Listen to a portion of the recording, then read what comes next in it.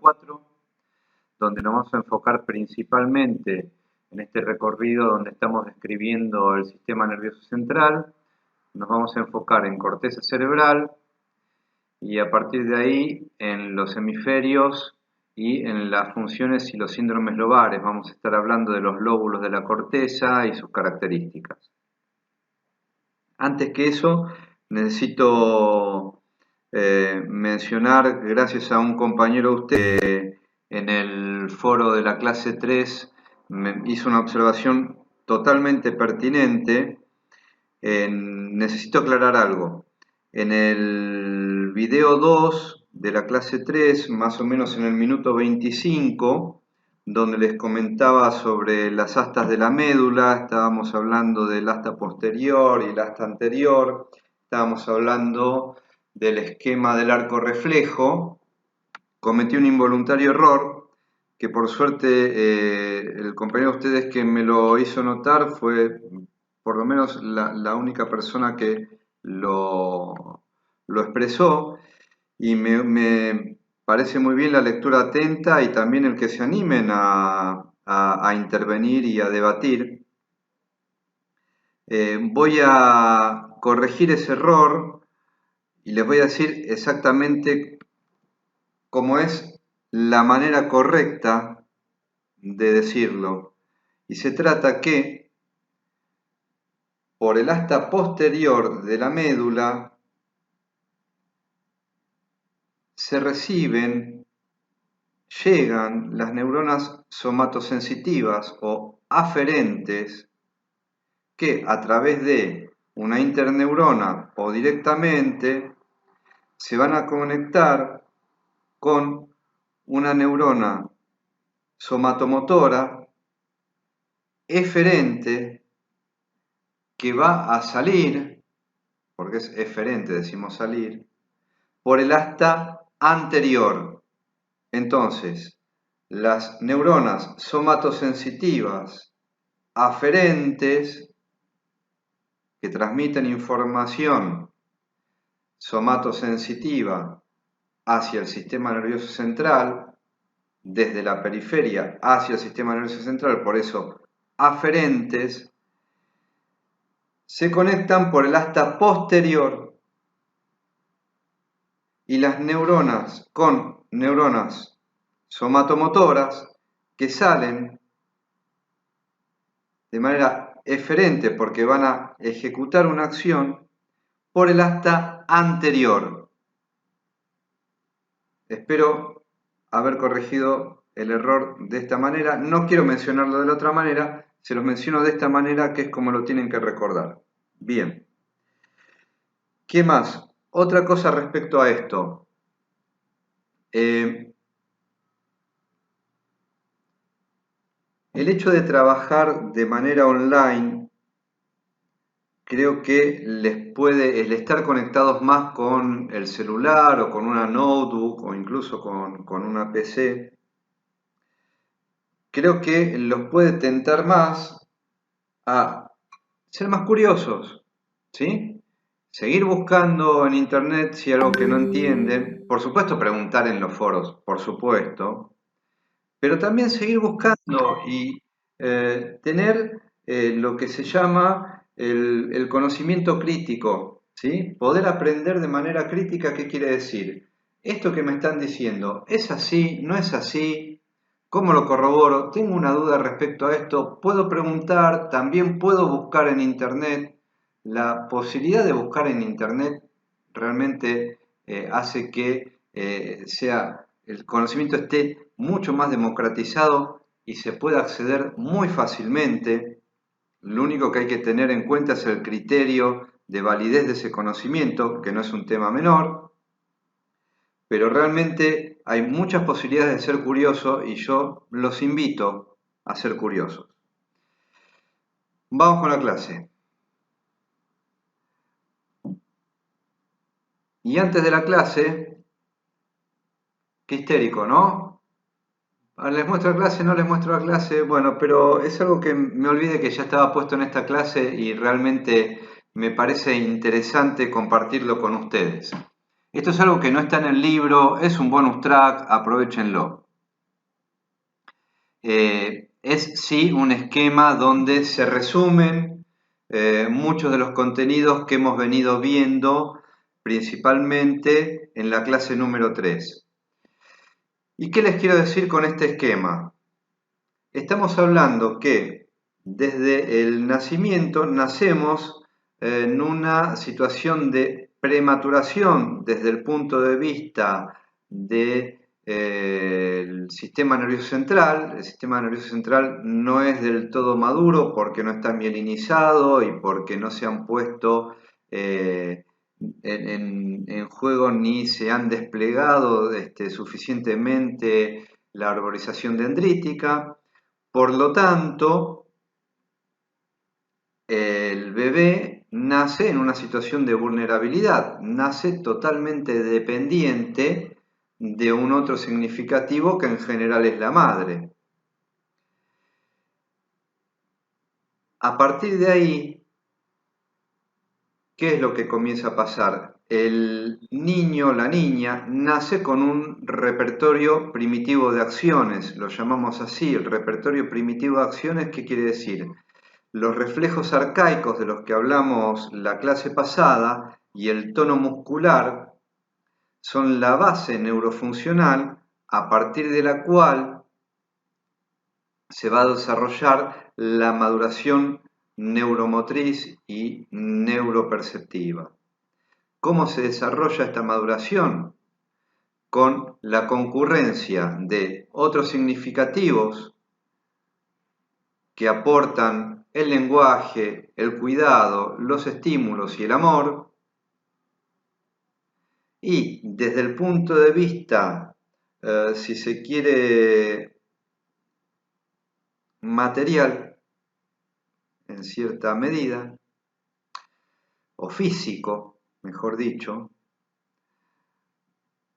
el aporte que también concurre de los estímulos sobre la base neurofuncional de la plasticidad sináptica hace que todo esto interactúe sobre ese repertorio primitivo de acciones y el sistema nervioso central y periférico puede ir madurando tanto en lo que es el plano motor como el plano sensoperceptivo, es decir, lo que llamamos la organización psicomotriz, que es lo que permanentemente va interactuando, por lo que hablábamos del yo perceptivo y el yo consciente, y esto después vamos a seguir hablando a lo largo de las clases, cómo es esta interacción, va a ir interactuando de manera que la organización psicomotriz contribuye a la estructuración psíquica y la estructuración psíquica contribuye a la organización psicomotriz. Esta manera holística de ver el desarrollo desde la prematuración en el camino de la organización psicomotriz y la estructuración psíquica, esta manera de verlo es un ejemplo de un enfoque biopsicosocial. ¿Por qué? Porque podemos ver bases neurofuncionales que tienen que ver estrictamente con lo biótico, podemos ver el lenguaje, el cuidado, los estímulos y el amor que tienen que ver con lo social y también tienen que ver con estructura psíquica de quienes están dando estímulo y amor, por ejemplo, base neurofuncional también, y estamos viendo cómo todo eso confluye en un fenómeno que es biopsicosocial. Espero que les quede claro de esta manera. Lamentablemente no puedo tener feedback de ustedes en este momento, pero espero comentarios respecto de este esquema. Y esto es un poco como para hacer un resumen de lo que vimos de organización psicomotriz. Vamos a pasar ahora a lo que es los contenidos, el recorrido de lo que vamos a ver en esta clase.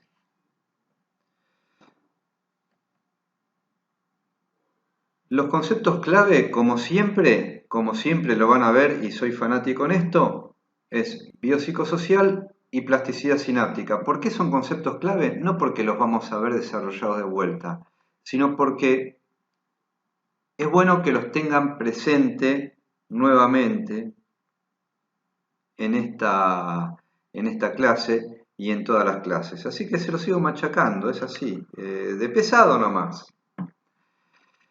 Y otro tema importante, y este es un tip que en algún momento se lo escuché a un colega mío y profesor de esta facultad y de esta materia desde hace muchos años, y un tipo que sabe mucho y da muy buenas clases, y yo tomo ese tip y se los comparto también con ustedes, que es una manera de entender a partir de ahora lo que vamos a empezar a ver a partir de ahora. A partir de ahora vamos a empezar a ver estructuras del sistema nervioso central, su funcionamiento, cuáles son las características de su funcionamiento, cuáles son las funciones de esas estructuras y cuáles son las patologías. Y la mejor manera de verlo es con esta metodología. Vamos a ver una localización de cada estructura anátomo-histológica. Vamos a ver la función que tiene esa estructura, una estructura dentro del sistema nervioso central. La localización y la función nos van a dar la base neurofuncional, y a partir de saber lo que es la base neurofuncional, vamos a poder no solo entender, sino principalmente razonar cuál es la patología y cuál es la clínica. Si ustedes empiezan a hacer este ejercicio, y hoy lo vamos a hacer a partir de ahora, yo les puedo asegurar que les va a ser muchísimo más sencillo no solo estudiar esta materia, sino la próxima materia psicofisiología también. Porque esta es la metodología. Tienen un tip que ya les vale un montón. Aunque ahora no lo pueden dimensionar, se van a dar cuenta. Síganme, no los voy a defraudar. Los invito a usar esta metodología cuando empecemos a ver en esta clase los lóbulos de la corteza. Ya van a ver cómo la clase está estructurada de la manera en que les estoy mostrando con esta metodología.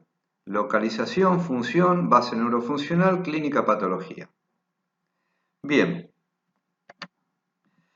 ¿Se acuerdan que estuvimos viendo en otras clases cuando describíamos sistema nervioso central, donde teníamos el encéfalo, columna vertebral, dentro del encéfalo teníamos estructuras que denominábamos el cerebro, que también lo denominamos a la corteza cerebral, denominamos telencéfalo, otra estructura del cerebro como parte del mesencéfalo, el tronco, tenemos el cerebro. Acá lo podemos ver nuevamente al encéfalo protegido por lo que es la caja craneana, es decir, por los huesos que componen el cráneo. A su vez, el encéfalo va a estar rodeado por las meninges, de las cuales vamos a hablar en próximas clases también, que van a aportar no solo amortiguación, sino también sistema de protección para el cerebro.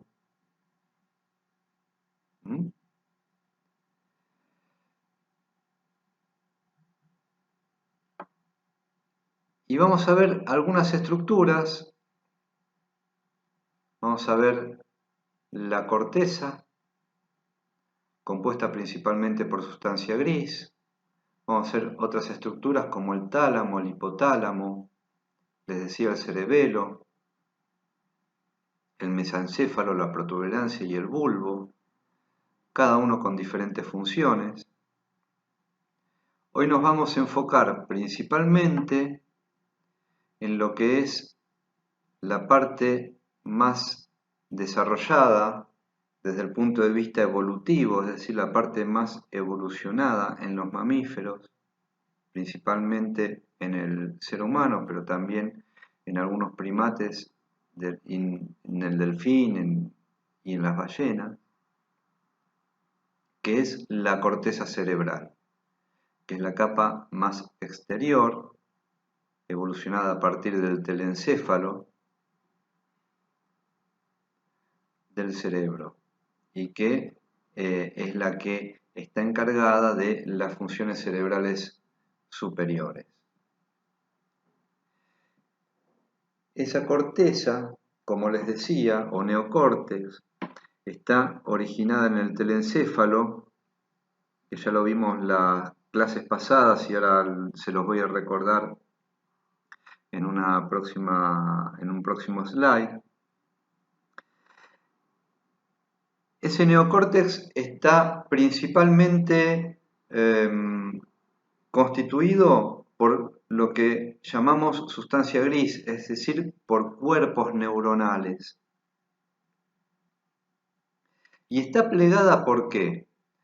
Porque es tan extensa esa masa neuronal que para plegarse se pliega para ocupar la superficie que tiene que ocupar dentro del cráneo. No puede, si se desplegara, el cráneo sería enorme.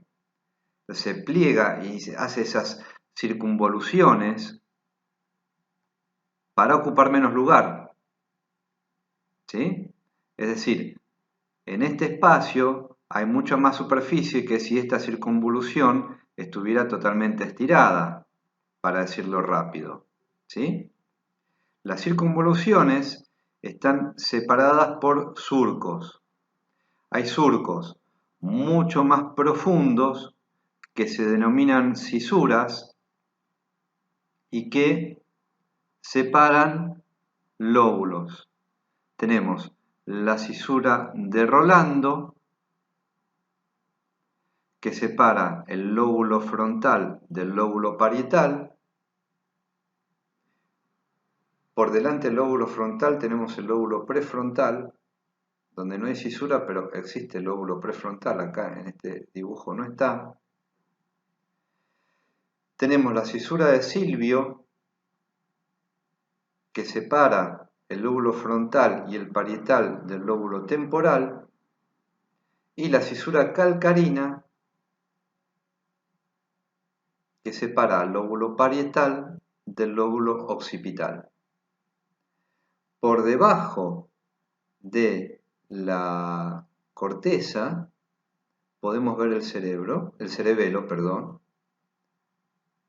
y más abajo el tronco encefálico en esta vista externa. Este sería un corte sagital. Esto sería una vista externa.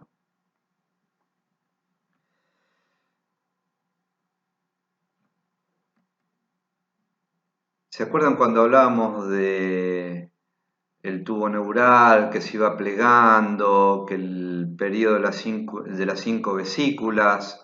Bueno, esta vesícula iba a ser lo que iba a formar el telencéfalo.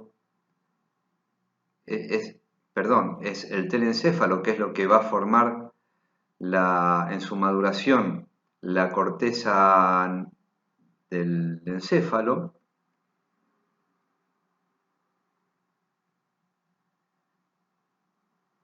donde íbamos a tener divisiones anátomo-funcionales e histológicas, porque la composición de las células es diferente, donde íbamos a tener a partir del prosencéfalo, el telencéfalo y el diencéfalo. El telencéfalo es lo que va a formar, como vengo diciendo, la corteza cerebral, que va a estar dividida en dos hemisferios, y el diencéfalo, que va a dar estructuras como el tálamo y el hipotálamo. Otra estructura va a ser el mesencéfalo, donde van a salir los pedúnculos cerebrales, y el rombencéfalo, que va a dar el cerebelo, la protuberancia y el bulbo.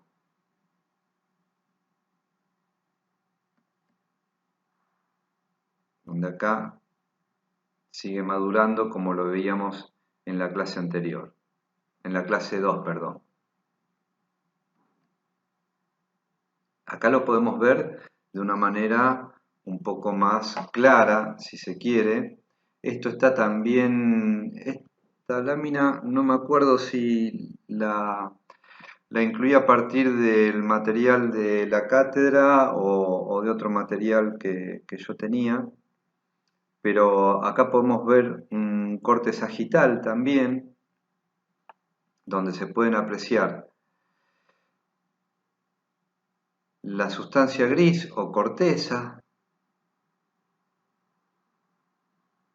de lo que es el telencéfalo, el tálamo, el hipotálamo y el epitálamo, que van a ser otras estructuras que vamos a estudiar más adelante, y el tronco encefálico,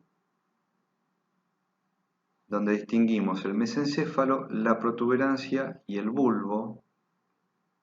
Y yo les voy señalando, si bien hoy vamos a estudiar esto, ¿sí? Esto que está acá, esto, dice el tipo, esto que es la corteza, sustancia gris, cuerpos neuronales, funciones cerebrales superiores. Si vamos a estudiar esto, vamos a hablar luego de esto, vamos a hablar de esta estructura, vamos a hablar de todas estas estructuras. ¿Por qué vamos a hablar? Porque están comunicadas, porque están interrelacionadas.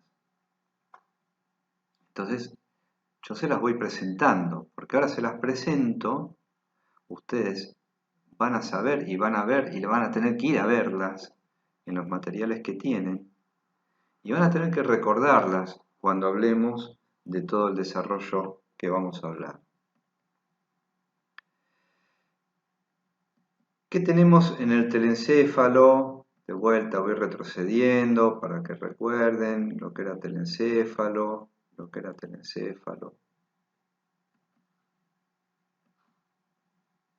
que va a constituir, entre otras cosas, la corteza, los ganglios de la base, que también son sustancia gris, pero están rodeados de sustancia blanca. Ahora se los voy a mostrar de nuevo. Ya hablamos de los ganglios o núcleos de la base, es más correcto decir núcleos de la base, en la clase anterior.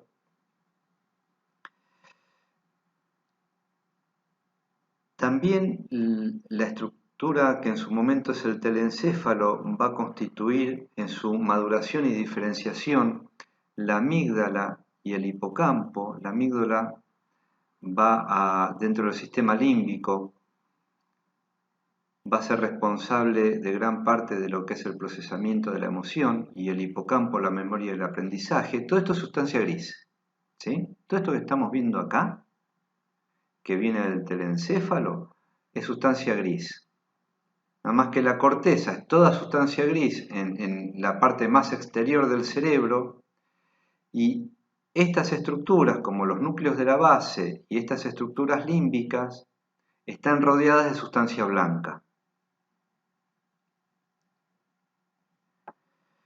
También vamos a ver el diencéfalo, donde encontramos el tálamo, que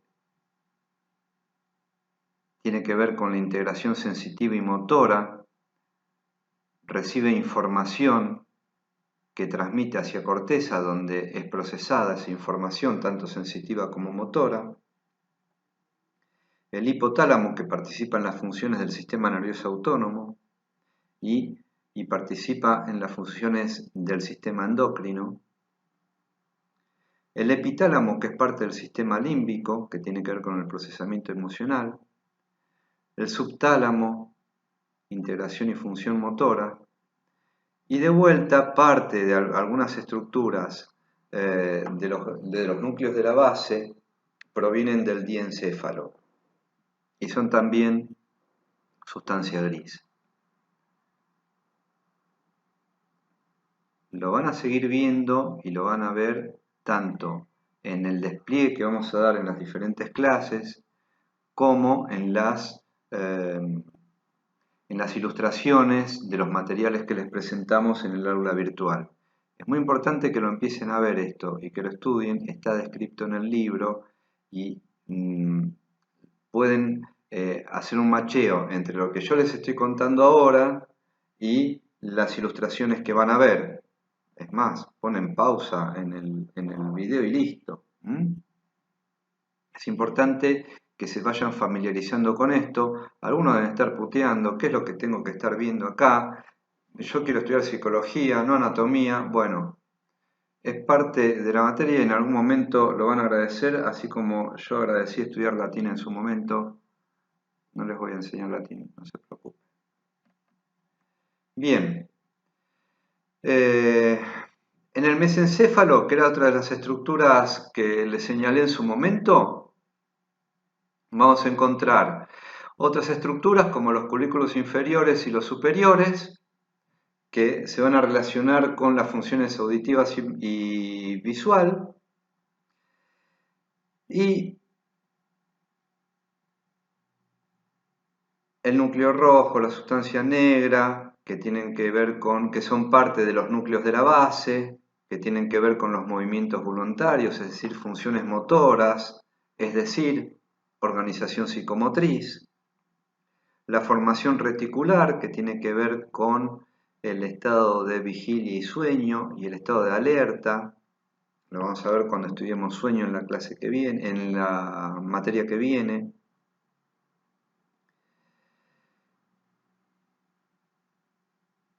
Y otras formaciones de sustancia gris que también están implicadas en el control del movimiento